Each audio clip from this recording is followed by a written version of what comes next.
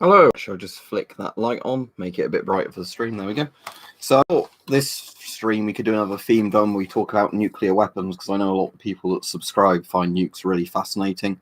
I might end up just doing more CBRN related streams, but obviously as I did that sort of just test render thing I wanted to do today with a load of footage from these, put to the one of the bits of music from Time Split's Future Perfect, I just thought that would be quite a appropriate thing for today's stream. So hopefully notification goes out. It says there's 3 people on. I did say on Discord and YouTube I'd be on tonight at 5 PM. So hopefully the notifications go out properly at the moment. Also, don't forget to give the stream a like if you're watching. Thank you. I just see the first one's coming. And I'll just do the regular things. If you want to support me, you can buy the merch from the Teespring link below, and you can either do a super chat or a YouTube. YouTube is a super chat, or you can do become a Patreon supporter below. You can support me for however much you want on Patreon, like literally $1 a month if you want to, and cancel it after 1 month. All donations are appreciated. Yeah, what is it good for? Well, probably absolutely nothing. But it's a very interesting subject. So yeah, you're the first person on. Well done. Or the first person commenting. But yeah, hopefully in a minute or two, YouTube will send out notifications of the stream and we can have a bit of a chat about nukes and dirty bombs and whatever else, because they're pretty fascinating things. Obviously, the background's always relevant for that kind of stuff. So yeah, I'll just sip my coffee while I wait for some people to come on. I assume you can hear me all right. Yeah, you must be able to, because the mic... Oh, they've reintroduced that. That's good.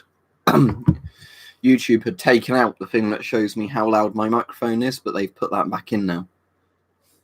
I'll tell you what, I'll just click share on the stream thing. About the mask used in what? Boy. Do a gas mask video about the mask used in, and then you've not said anything, so I don't know. World War II. I've done a video on things like all my British World War II masks, or all my British masks altogether. But yeah, what I could do, because it would interest a lot of people, is just putting all my World War II masks in one video, and then just have them sort of separated by nation. I think that might interest people. That's cool. So yeah, good idea. I'm just a bit surprised that it's taking so long for, I guess, YouTube to send notifications out at the moment for this one. I bet what will happen is, at a set time, suddenly it will jump from however many people are currently on to like you know, like an extra 20-30 people, because that's generally what sometimes seems to happen with these streams, that it takes YouTube several minutes of you streaming to go, oh yeah, we're meant to send out a notification, aren't we? So there's that. I don't have any World War II masks in the background of this video, do I? Because I did used to have the Mark IV there, but that's up on top of there now. You can't see it. The Steve Gorman Vista Vision wasn't too long after World War II. That's more of an industrial mask. 9 people on now, but 2 likes, so don't forget to like the stream and obviously join in the conversation, because at the moment it's a bit quiet. So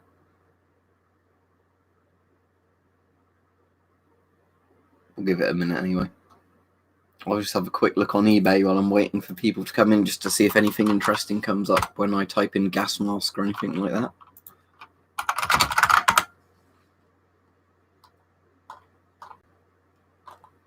M4 GPs, GP5s for £4.50. Scott GSRs, that's not a particularly good mask. Some light anti-gas respirators, pretty cheap, £29, not bad. Polish MP5, I'm just seeing if anything stands out. Some S10s around the £30 to £40 mark, just for the people who are interested in S10s.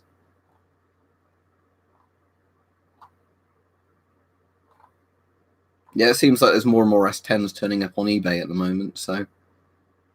Somebody wearing a old gas mask for a picture with the asbestos filter on it. I hope they held their breath, but I doubt it. £44 for the red outsets I've got for my S10. Yeah, I don't only collect World War II stuff, I just collect a lot of military, but obviously the Lee Enfield up there, covered in Soviet masks, that is a World War II thing.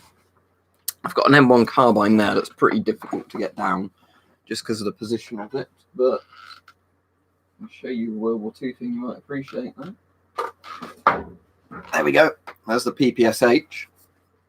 So obviously this is World War II. getting off topic for what the stream's meant to be about, but as you're on and you asked, there's a PPSH. So yeah, pretty hefty submachine gun, but I've always really loved the look of the PPSH. But yeah, I've got 1 or 2 World War II bayonets. I think maybe only one. A few World War II helmets.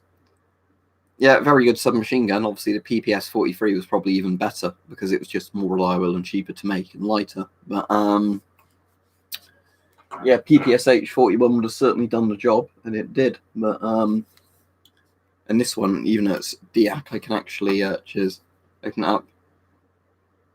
That is the most expensive part for him to build in the PPSH, the weird resin stopper thing, just to show that it was actually cost about as much to make as a lot of the other bits in the gun put together. So that was the main thing that slowed down PPSH-41 production. That was the bit they took out of the PPS-43 to keep down costs. That's putting Cosmoline on my fingers. But I think it has a name like some sort of buffer or retarder, which is quite funny. But I've got a bit of German World War II stuff, but not much because it's so expensive as a collector to get. Scandinavian stuff. I've got a couple of Norwegian bits. I've got some Danish things, but a lot of the Danish stuff is where other countries just sold stuff to Denmark. So it's not really, although it was used by Denmark, it's not really built in Denmark, if you know what I mean, even though it's sort of Danish military, I guess. I've got a few Swedish things. I've got the Swedish Type 32, is it called, gas mask? Volt gas mask. I think it's called the Type 32 or TYP 32. I've got the Swedish Fashida F2A4. Now, the Mafia gun, Harry, is the Thompson's. It doesn't look too dissimilar from a Thompson, but this is the Soviet PPSH. No, I don't know who would go around challenging people to longsword battles in the UK at the moment. But at least I guess the notification has gone out a bit now because there's other people joining in the chat rather than it being a couple of people. So they've deactivated this one. The mag's removable, but bloody difficult to do because how tight it sits into the gun, so I won't remove the mag. Trigger still works on this. Sadly, the charging handle won't move. They've just welded all that shut. The safety still works, as in you can move the position of the safety. I don't know if that's obvious from there, but that does move. But yeah, PPSH-41. I suppose I could do a World War II military stream, but I don't know how many people would be interested in it, or just been talking about the history of World War II. All right. Yep, as I said, I've got a few bits of Danish stuff, but most of the Danish stuff is basically like British stuff or German stuff they bought as surplus and then just put their own badges on it. So, for example, both my British light anti-gas respirator Mark 1 and I'm trying to think, I've got some others as well. But definitely the Lag Mark 1 I've bought has got the Danish stamps on it as well. I'm trying to think if my Lag Mark 2 did it as well. What about the Scots? I don't think the Scots use PPSHs. Yeah, cool, Proforce. Get it back on topic. Let's talk about nuclear bombs. Because it was taking ages for people to come on, so just chatting with people about anything they wanted to talk about. Let's put the PPSH down. Just lean it against the table. Tell you what, the nice thing about the height of the PPSH is the really durable steel front cover for the shroud actually means it, and the sort of, the sight guard essentially means it will just stand up on its own. What is my favourite nuclear bomb? Wow. They're pretty horrible things. I think the most interesting one from a lot of the good footage that survives of it and what it did was Castle Bravo. And that's the one when I did the new compilation at the end. I put the Castle Bravo footage right at the end after SAR. And that's where I didn't show it in the video, but there's actually, you can go on Google Earth now and see where there's just a missing bit of ground where Castle Bravo was set off. It has like a 1.4 mile like blast radius where the crater basically has just wiped out everything that was there. Well, people can dispose of nuclear weapons. That's not exactly hard to do because they require so many different components to work. De-arming them is quite easy. But Yeah, I mean, obviously, with nukes, thankfully for regular people, what you have seen happen is during, obviously, the early Cold War, the yields got higher and higher and higher. And then what ended up happening is when ICBMs and everything became more and more advanced, and the targeting computers and everything got better, they actually scaled the nukes down a lot. So now it's sort of like a high precision, incredibly powerful bomb, rather than it being, like a country destroying sort of thing that's just indiscriminately chucked near your target. I haven't even heard what he said about nuking Mars, so enlighten me, please. I think it was meant to be, wasn't it 2 times the expected yield? Bravo, because I think it was meant to be about 6 to 7 megatons, and then they got obviously 15 out of it. And that was, again, I'm definitely not a physicist, so I can't tell you exactly why, but they put something in the casing, didn't they, that they didn't think would increase or decrease the size of the explosion to fill up part of the casing, but it actually massively sped up the rate of fusion, or boosted the fission or whatever. And what's the point in doing that then, Jealous Seagull? Yeah, I've got the Watch the Day After. I've got Threads on DVD as well. So if you watch the Day After and you think that's depressing, watch Threads. Or it's like, oh, Day After's a bit cheerful, isn't it? Let's make it even more bleak. Okay, interesting, but don't know why still you'd want to nuke other planets. I mean, if there were aliens about, they might see that as a thing of war, wouldn't they? Yeah, Chernobyl I thought was a very good TV series. I've got the Blu-ray of it. I've watched it twice through now. Although I think I've watched the first episode quite a lot of times, because before episode 2 and everything came out, I did end up watching the first episode a few times. But yeah, Chernobyl I thought was very good. There's some bits where they're a bit lenient with the truth and they change a few things, but you can actually listen to all the behind-the-scenes stuff where they actually openly admit to doing it. And it was more, just to make things easier to understand for the audience, or to simplify things, speed things up,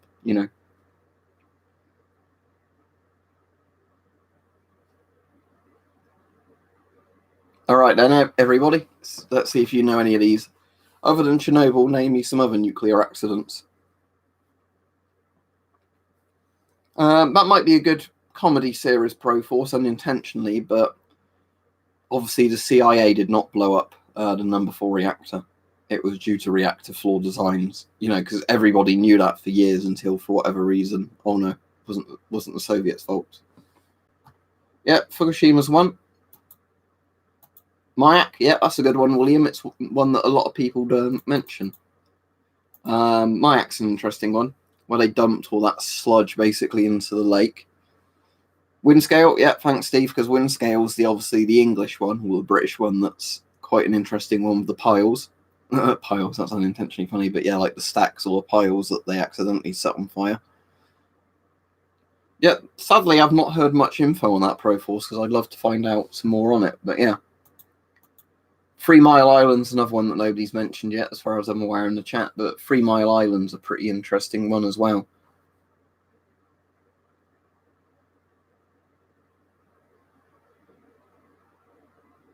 I have no idea, Red 92. I did not even know that NASA nuked the moon.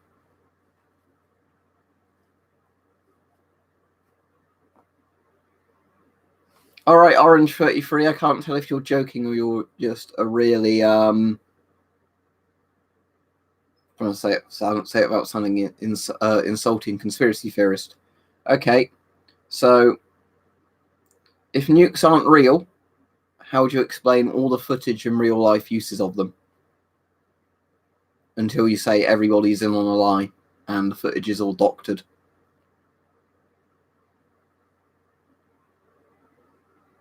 Because you can literally go on Google Earth and see where the crater is from Castle Bravo.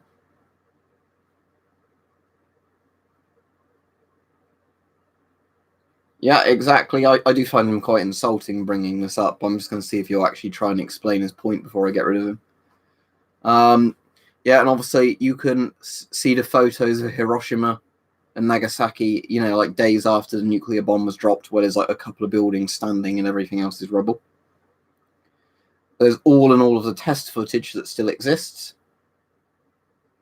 Obviously, yes, you could say they're doctored, but I'd love to know how in the 40s and 50s they doctored all this footage.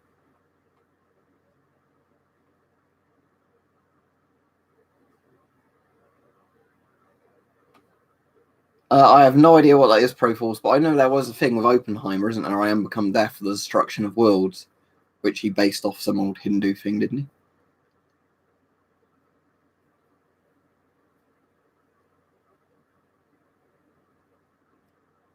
I suppose it is relieving, William, but it would be cool, wouldn't it, if you found something? But yeah, I guess it's been so long, and they did obviously do some cleanup stuff afterwards, that it'd be quite surprising if you did just find anything. Did you have an alpha probe on your Geiger counter? Because obviously where I've got one of the Geigers, the alpha probe, you can pick up a lot more stuff with an alpha probe. Yeah, that's the exact thing with the moon landing conspiracies, isn't it, Harry? It's much harder to make a big conspiracy, doctor loads and loads of footage, get everybody to, lie about it and keep lying about it and never say the truth and all this than it is to just physically do it. So it's just like your standard regular old Geiger counters, not the alpha probe ones. But yeah, you still maybe pick something up. Depends what kind you're looking for, Stug. If you want a second-hand laboratory style one, about £140. That's what I paid for that one. Depends on what the seller's selling it for. Proper modern military ones, if you can get hold of them, a few £100. Things like the SOX ones and the other ones that will fit in your pocket that do beta and gamma, about £100. So I'd recommend something like the SOX 01M or a similar model. Type 1 if you're getting a Geiger counter, just because that's the most modern, convenient thing. Right, I see Orange has not come up with a response, so I'm just blocking him, because obviously he's a nut job. But yeah, I gave you a couple of minutes to reply, Orange, so if you wanted to have come up with a good non-deluded conspiracy theory argument into why nuclear bombs are not real and they're completely fake and made up, you could have done it, but you didn't, because you obviously didn't have an answer, did you? But that's fine. I'm sure the lizard men or whatever else are in on your conspiracy. All right, cool. I'll Google it now, Red.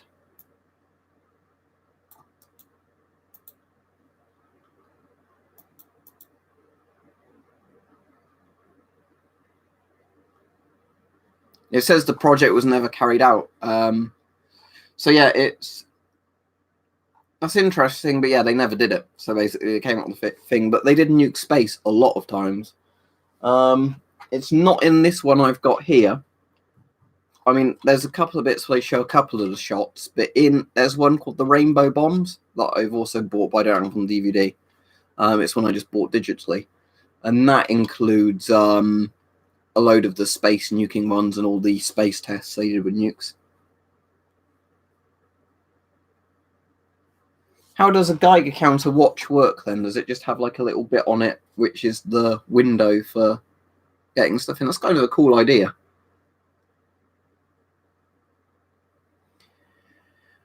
Yeah, America's lost quite a few nuclear bombs. That bottom one in here, Nuclear 9/11, I'll just hold it up so you can actually read it if the webcam focuses. That's what this documentary is about, because there's 3 documentaries on here.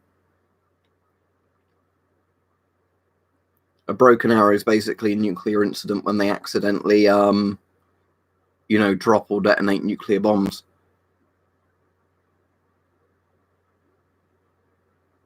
No, Hatless Man, thank you, but I'll look that up now.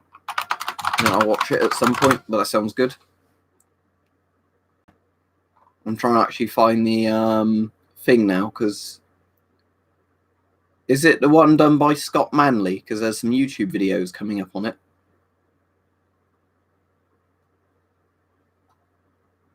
If that's the right thing. Yeah, right, cool. I'll bookmark the first of those videos then.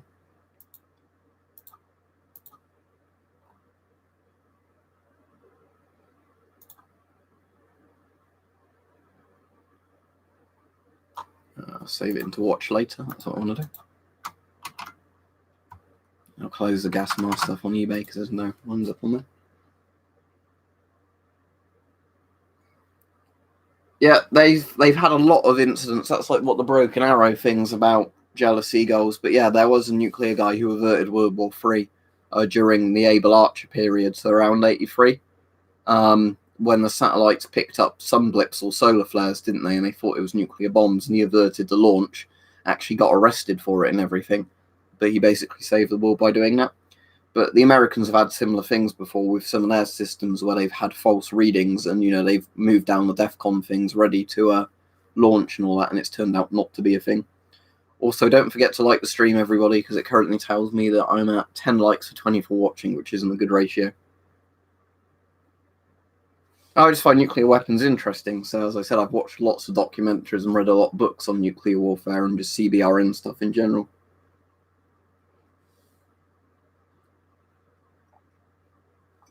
Is it actually a deactivated...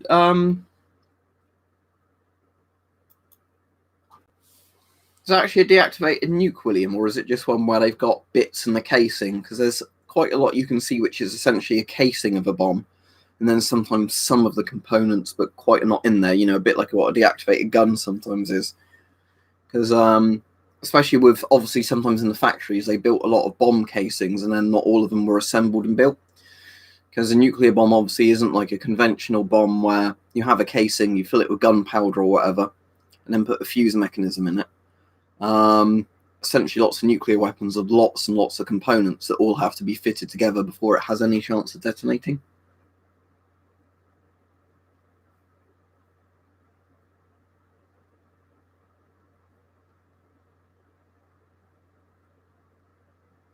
Stop telephone radiation. Well, why would you want the sticker to stop phone radiation on a phone case? Does she mean EMF? Because, I mean, with EMF, right, you can literally test that. I've got a very basic one. Let me find the drawer it's in. Of course, my PPSH is going to be in the way now. Here it is. Right, so you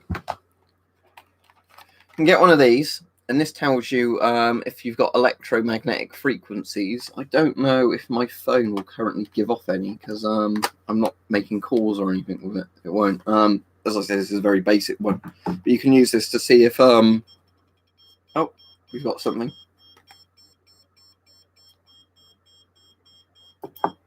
Oh, it's because the circuit's going through me, isn't it? There we go. Yeah, this is quite interesting. Right, let me show you this. So what I'm doing is I'm holding this in this hand. In this hand, I'm touching on a thing charging via USB. So touch the metal. Very minor amount of electricity flowing through me, creating a circuit. That's quite cool. Release my hand, nothing. Put my hand back on it. And I should be able to get it to go. Oop, don't want to touch my mouse.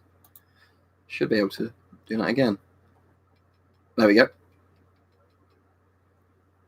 It's quite interesting. If you're wondering, I've got the vape there. Yeah, if you do that right, you can actually get the a little bit of the current to go through you and set off. But the point is that, yeah, you can actually test if, especially if you buy the much more advanced EMF readers that take several kind of readings.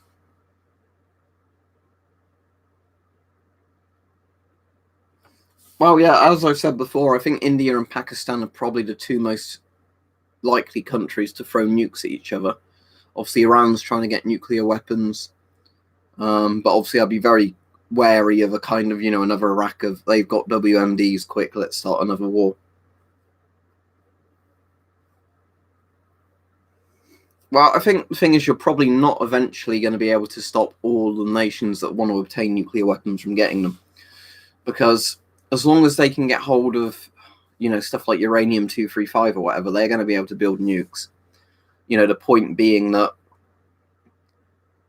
you know, all the knowledge is easily out there and obtainable, even as a civilian, to read up how, you know, how nuclear weapons are made. The science isn't that complicated once it's, you know, available for anybody to read. So all of these countries, if they wanted to, would have the scientists to build nuclear weapons. It's just whether or not they can get hold of the uranium-235, whatever else they want to use. As I said, it really wouldn't bother me in a sense. I mean, I think a lot of nations now obviously do want to scale back their nuclear weapons because, you know, of all the dangers of the Cold War, and then that's the end of everything forever. I mean, that's debatable, but still. But, you know, the point being that, you know, I would really personally have no objections to most countries, you know, obtaining nuclear weapons, because most of them would still be, you know, still held to the same kind of standards as other countries, that if you nuke somebody else, you're going to get nuked back, you know. So because of mutually assured destruction, you kind of have a safety net with nukes in a way.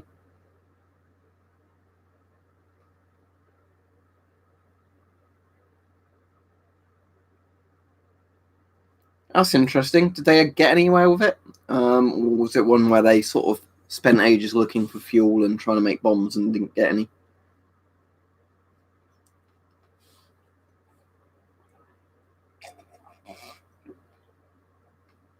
There's my coffee gone.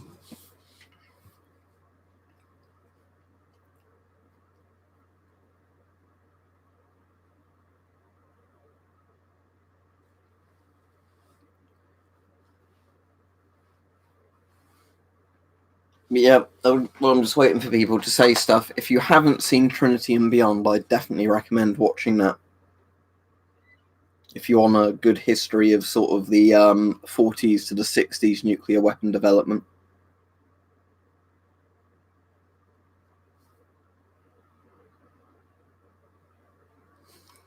Wow, as much as winning nuclear war is a bit of a dangerous sort of terminology to get into, I'd assume because India is much bigger. I don't know about the yields and accuracy of their weapons delivery systems, and Pakistan is a much smaller country, like you said, a lot more major cities. That would definitely go more in India's favour, because that was Britain's problem in the Cold War. We knew we were totally fucked, because when you have high civilian concentration, or just a high, population in a small area, you're a very, very easy target to totally knock out with nukes. The bigger a country is, basically, the more, especially if the population is spread out, the more kind of resistant you are, because you have to be hit with more nukes to, wipe you out. Okay, but what's the UN going to do, right? Let's get into a good thought experiment now. Two countries that hate each other throw nukes at each other. How is the UN magically going to step in and stop it escalating at the point they're throwing nukes at each other? Would they write an angry letter? But still, 10 to 30 KT. Little boy that wiped out Hiroshima, that was 15 KT roughly. Nagasaki bomb, Fat Man, that was 20 KT. So 10 to 30 KT range is definitely in a range that would devastate cities, especially if it's delivered with accuracy. And again, it depends how many bombs they've got. If they've got lots of bombs, the yield isn't that important because they've just got a lot of them.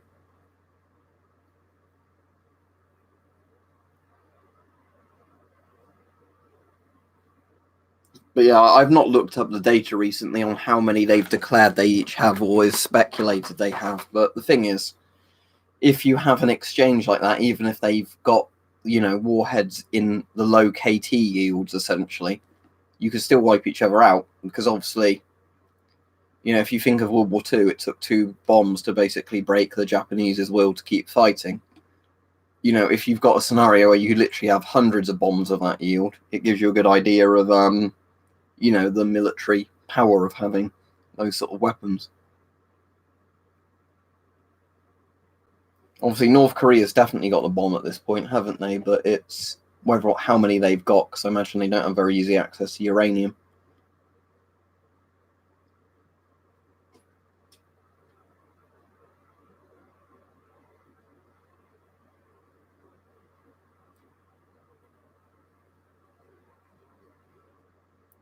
But also, jealous seagulls, who are we to play world police? Because this is the thing, is if you look up a lot of the things that America and Britain and other countries did when we played, empires and we know best, we ruined lots of countries and, never recovered from it ourselves with some of the wars we got involved in. So I don't see really why we have the right to say, no, you're not mature enough to have these weapons. We're allowed them, but you're not. You see what the problem is? That yes, nuclear weapons are very bad in the sense that obviously they are highly destructive, world-ending things if you had mutually assured destruction thing between superpowers sort of level. But I don't really see them in and of themselves being something that, the average person would really need to worry about too much. Like in the Cold War, I could definitely understand the worry, but not so much more now. Is that 30 more that they've already got Proforce? Because they've already done quite a few underground tests, haven't they?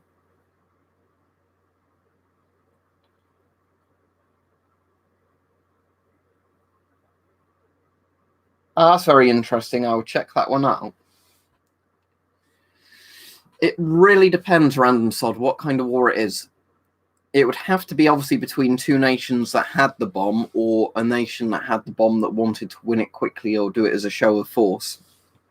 Let me just search the Nuclear Express so I don't forget about it when the stream ends.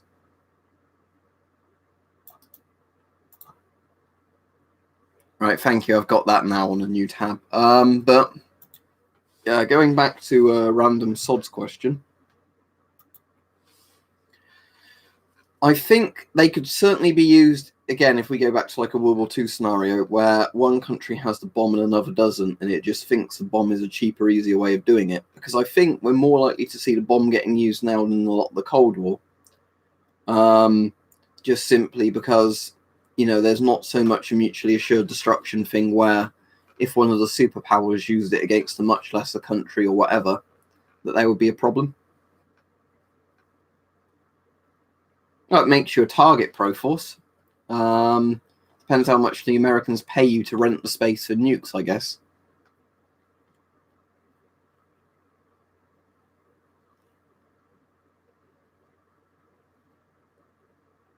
Oh, I suppose GP7 is there to protect you from fallout, isn't it? Like a lot of this stuff.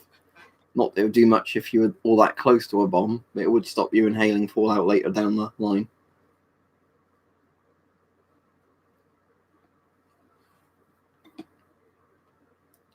Yeah, I've always kind of wondered in a mutually assured destruction scenario, let's say at the height of the Cold War, would countries like Switzerland get nuked or not? Because they didn't have nukes themselves and they were meant to be neutral, but would some of the other superpowers just nuke them out of spite? I've always kind of wondered that with nukes. No, they'd say, well, we've got so many bombs, we might as well use them. I really don't know. Because I'm not a nuclear strategist. Doctor Strangelove's a very good movie about nuclear bombs as well, but I'm sure lots of you know that.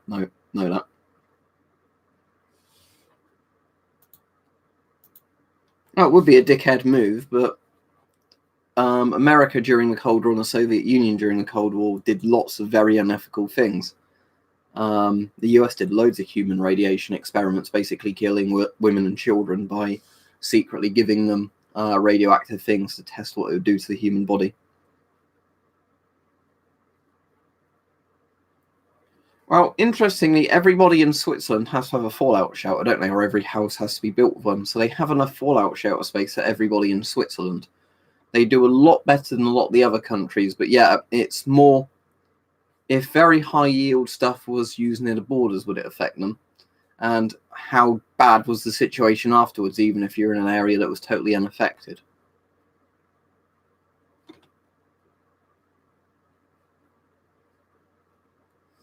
Speaking of an interesting thing I saw the other day, is there was a few news sites saying, I don't know who it was that wanted it, but they were saying that nuclear weapons should be handed over to AI control.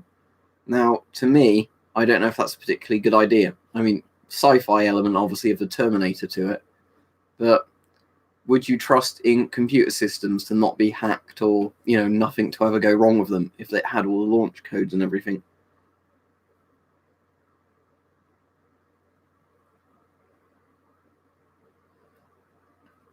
Yeah, lots of people seem to forget that France has nuclear weapons as well, but France has more nuclear weapons than Britain. I think they might even have more nuclear bombs than China, France. Because obviously Russia or the Soviet Union back then and the US were the massive players in the nuclear weapons game.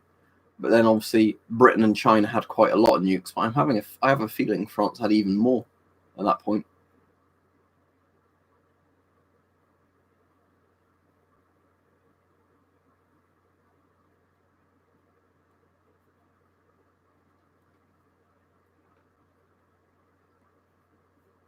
Isn't that I have no mouth and I must scream that also happens in William?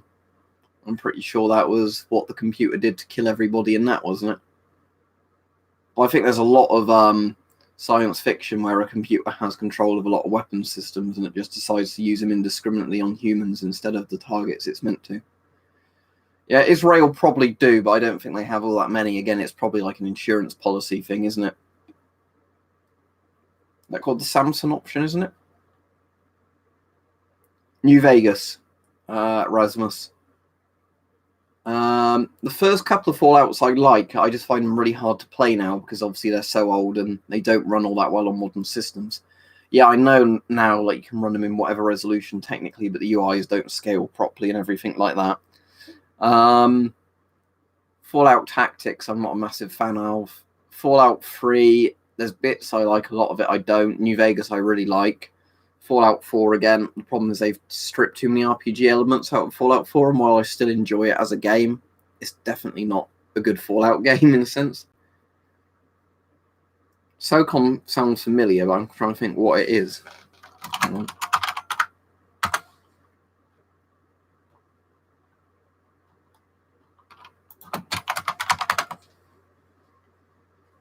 No, I've not played SOCOM.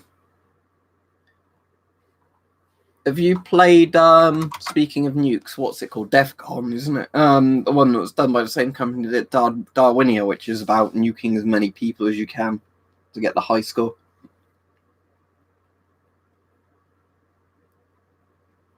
Well, as I was saying earlier, Jealous Seagulls, I wouldn't say every country, but I'd say a lot of them have the rights to do it. Because, again, it seems very strange that you can just say this country has a right and this one doesn't. Like, obviously, North Korea is one of those countries you'd rather definitely not have nuclear weapons. Probably not Iran. I'd rather Saudi Arabia didn't have them as well, because they're very similar to Iran, just a different type of sort of Islamic fundamentalism. But obviously, I don't really see the problem with, like, Canada having nuclear weapons if they wanted them. Most European countries having, nuclear weapons. Most of the Asian countries having nuclear weapons wouldn't really be a problem. Because if you're a civilized first, or whatever you want to call it, second world country, you're probably not going to just randomly think about nuking people, are you?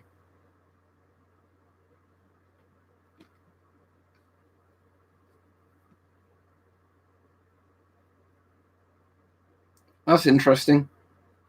I know China's still doing a thing now, aren't they, where they're mostly increasing the yield of the bombs, a bit like what the Soviet Union was doing for quite a long time. It's interesting if they're increasing the accuracy and increasing the yield. That is a bit worrying. All right, Peach, you've missed a good 37 minutes of this stream. It was one where YouTube seemed to take like 5 minutes to send a notification out today.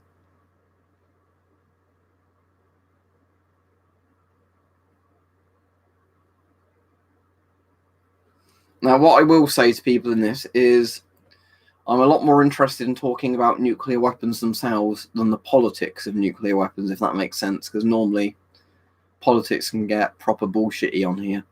So I'm not very interested in, I want to argue the point for this country to have nukes or this country not to have nukes, because that is just boring.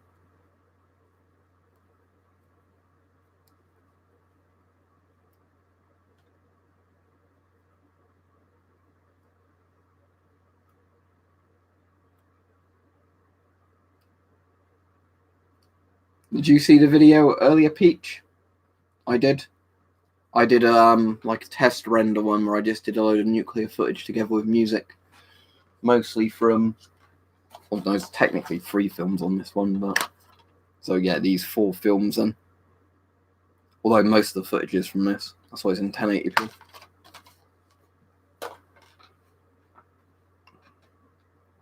Because here's the thing as well, right?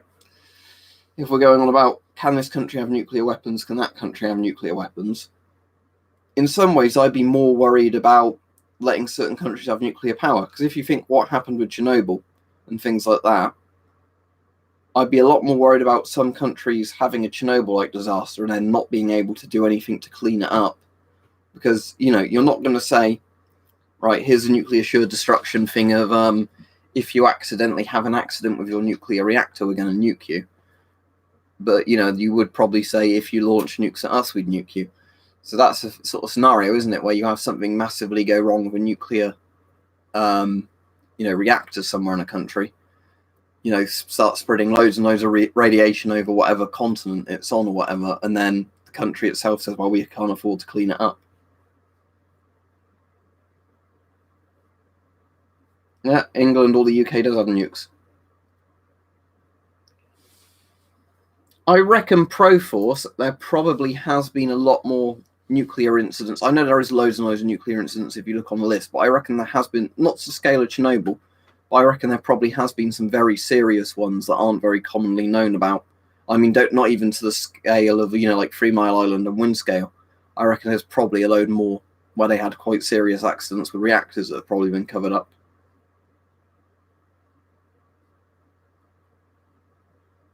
It's mostly just Trident, though, Britain has now, isn't it? The idea that all the nukes are on submarines. I don't know if we still have any air deliverable nukes, as in ones you put in planes. But at one point in the Cold War, Britain was essentially just buying nuclear bombs from America. It's interesting as well, the nuclear test where we pretended to America we had the hydrogen bomb basically failed. We tested, so then we just did a massive boosted fission bomb to pretend it was a hydrogen bomb, and apparently it paid off because it was like 800 KT or something, wasn't it? Yeah, that's the one that shoots out little tiny nukes out the back, isn't it? Like in Coke can size things that keep pushing it forward. It's a clever idea. But yeah, obviously they kind of just ended up cutting loads of funding to NASA, didn't they, at one point? And then lots and lots of this stuff that was on the table that was really cool just was never realised.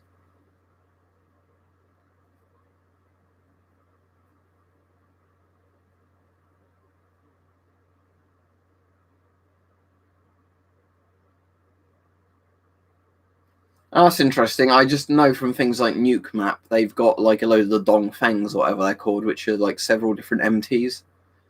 But again, it's probably like a lot of countries where with some of their nuclear missiles, they could go for the idea of having lots of lower yield ones on it or one massive yield one. Because I think the Soviets had a 25 MT nuclear, like a single warhead, didn't they, that they could put on missiles. But a lot of what they did was like MIRVs of 1 or 2 megatons and things like that. I don't actually know about the tungsten rod satellite. Tell me what that is.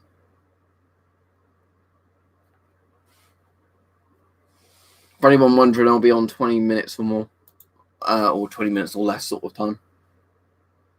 Because I'm on 40 minutes now and I've got stuff to do today, so I can't stream for too long.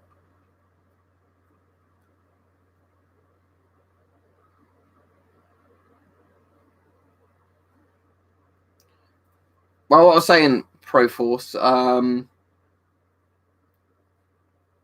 was not to do with like SAR, was unless you're on about something else.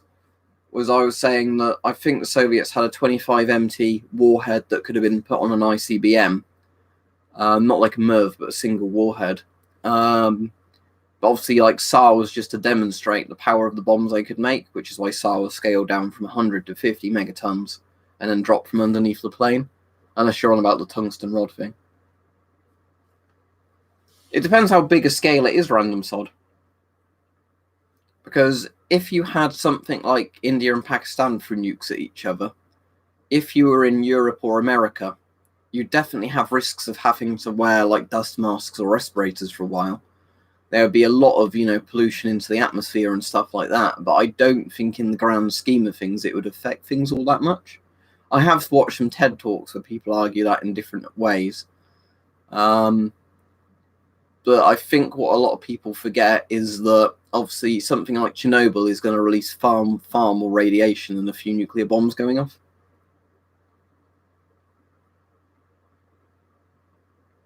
That's very interesting, Proforce.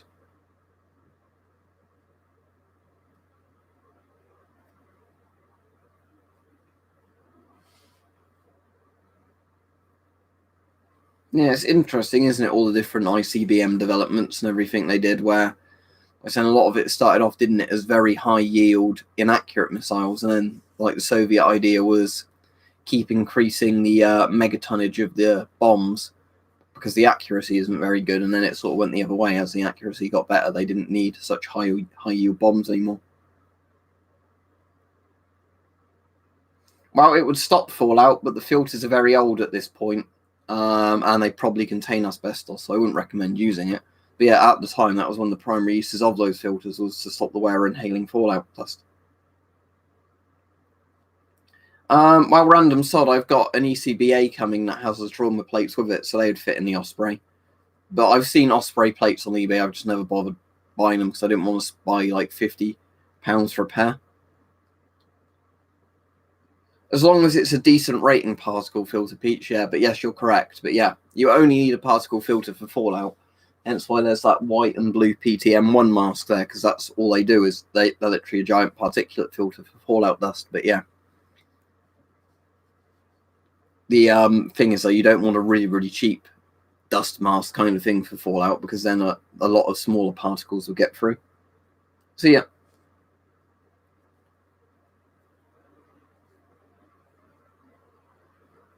No, it's not an RBMK one, is it, Preston? As long as it's not an RBMK reactor, I won't worry too much. No, what's that podcast then? What sort of stuff do they do in it?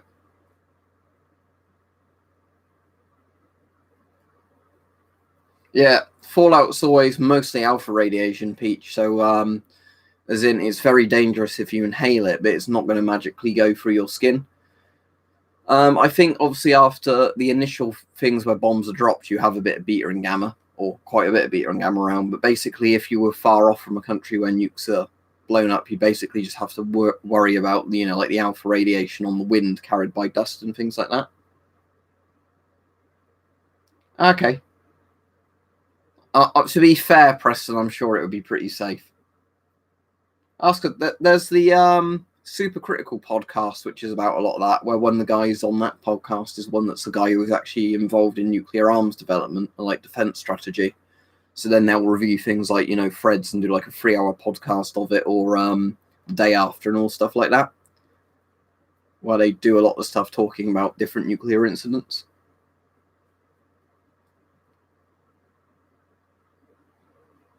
Yeah, Demon Core, it was the third bomb to be dropped on Japan that wasn't used, was it? And then they turned it into like a research thing, and it killed at least 2 guys, didn't it? Where they were, accidentally irradiated themselves by playing with it, basically. The famous ones where the guy used the screwdriver tickling the dragon, wasn't it, to do that to make it open and close, and then he slipped and it hit it, did made criticality and fatally irradiated him.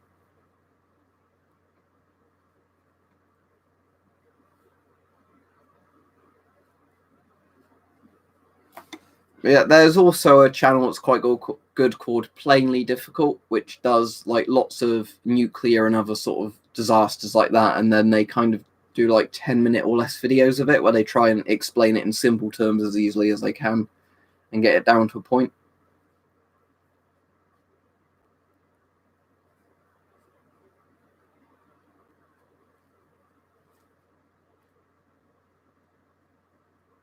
Yeah, the Atomic Journeys one in this, the first film's pretty fascinating for what they show you all the crazy underground tests they did.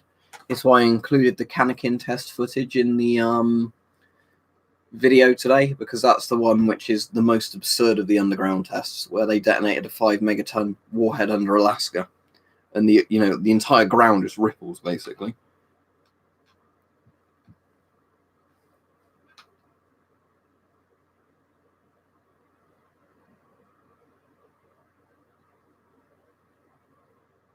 All right, see you, Pro Force. Sorry, I didn't know if I said goodbye. I don't know if I responded to you saying that, but yeah, goodbye if you're off.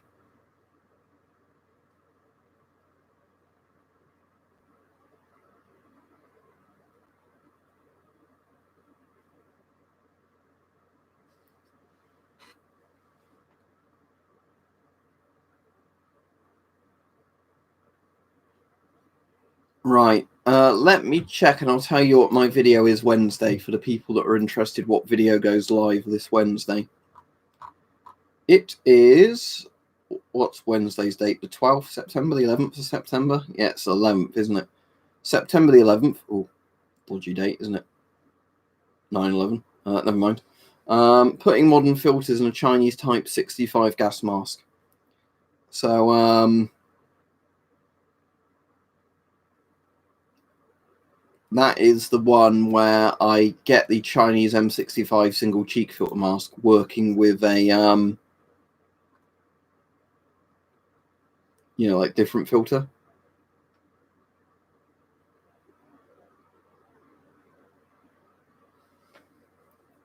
Was it 2001 9/11? The 9/11 attacks. So what's that? The 18th anniversary then in a couple of days of that? Because I can remember them making a massive thing of, I think, the 15-year anniversary of 9/11 a couple of years ago. But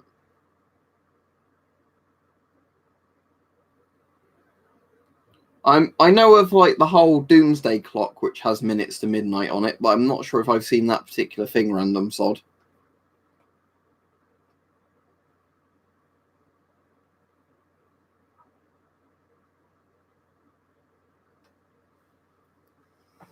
Yeah, I'll be off in a couple of minutes. Just warn everybody. See if they've got anything interesting. Sorry, I'm yawning. If they want to post something interesting, do it now before I go off, so I get a chance to see it.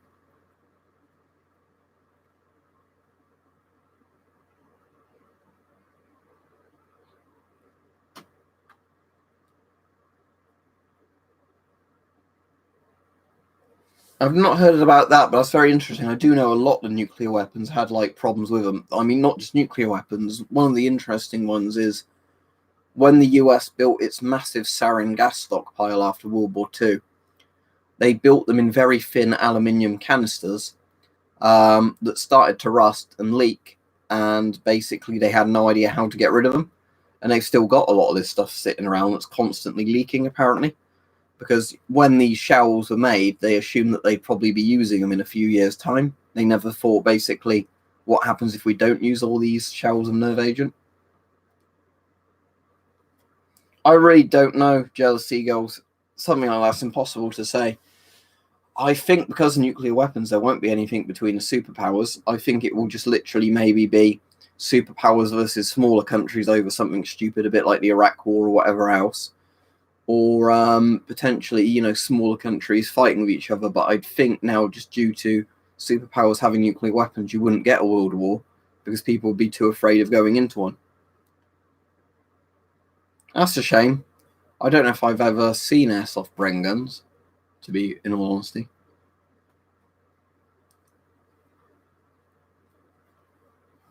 You can buy anti-fog paste online, Andre, or anti-fog sort of spray. There's different types of soap you can put on the inside lenses of a mask. That would work as well. But yeah, don't breathe. That would also work. What's my favourite gas mask? You probably already know, but the Avon CT12. There you go, I've told you.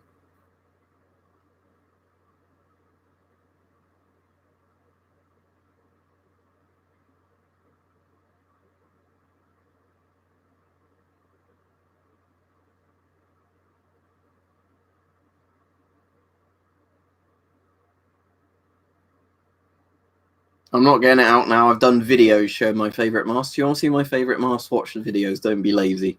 It's not much effort for you to search up a video, is it?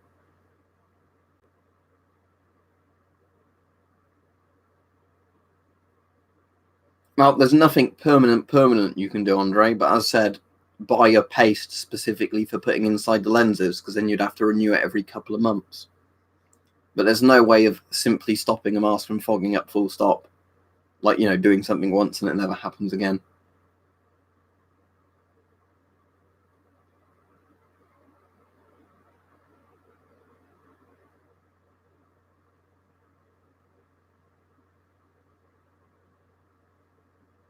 Yeah, too late, I'm afraid, young rail enthusiast. I'm literally going off in about a minute.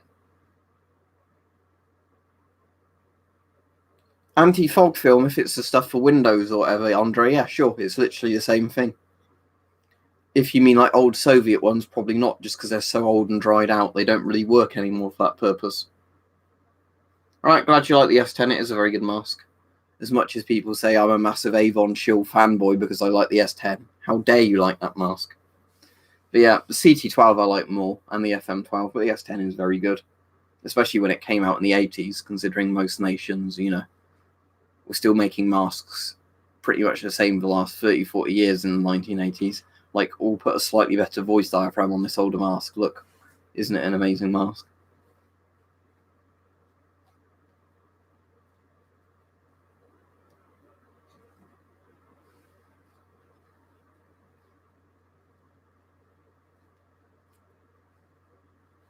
Anyway, I'll be off then. Thanks for watching, everybody. It's called a blanking plug, the thing you're looking for, Archie. But whether or not they're listed under that, I don't know.